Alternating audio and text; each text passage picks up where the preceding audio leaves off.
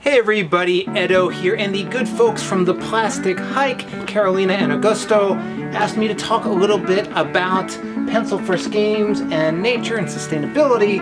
And if you're not familiar, Pencil First Games makes a lot of nature-themed game, the Whatnot cabinet, looking around the beach and other areas, picking up little knickknacks, floriferous garden flowers, herbaceous herbs, sunset over water, the beach and landscapes, and painting.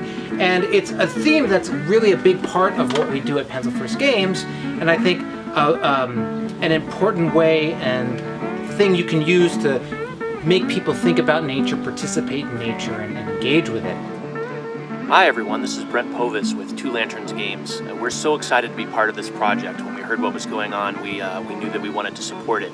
We design tabletop games here at Two Lanterns Games, games that slow things down and allow for an intimate connection between the players and with the game itself. Not unlike what many experience when they're in the solitude of nature. And perhaps it's no accident then that our games are nature themed. This is a game called Morels, or Fungi, and it's been our biggest hit. It's actually coming up on its 10th anniversary.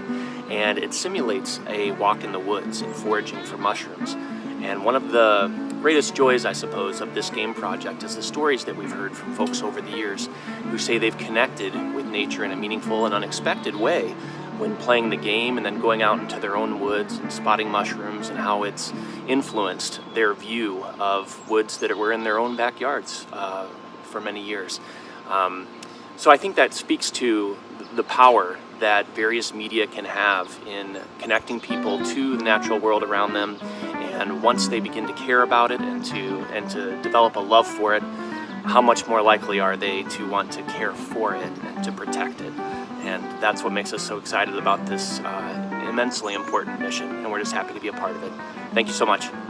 And I think for sure a great board game can be played many, many times and be done in a way with people, with friends, indoors but also outdoors. We have Herbaceous. We made a pocket edition that fits in your pocket and you can take anywhere. You can play it on the stump, you can be in the forest, you can be along a beach. It's a wonderful place to play and enjoy games. And I think board games in general are very, obviously you have the product that has been manufactured, but other than that, you can play it again and again and again and enjoy it with lots of different people. It gets you away from screens, right? It gets you away from digital and calling and phones and texting and all of that. And it's about being with and playing with other people together. And I think that's a really important aspect of the gaming and board game community, right? Really having things that you can exchange, talk with, sit with. It's sort of like, it's the same as if you were eating with somebody. You're sitting together, playing, talking, conversing, and I think that's all really important. Our games are pretty light. They're not necessarily out there to teach, but they're out there to help people enjoy this content. But there are many games that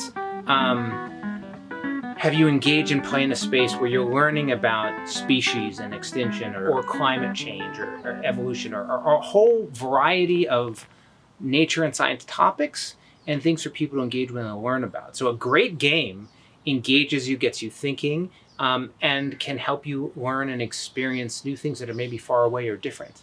So play games, enjoy each other, be good to nature. Thanks.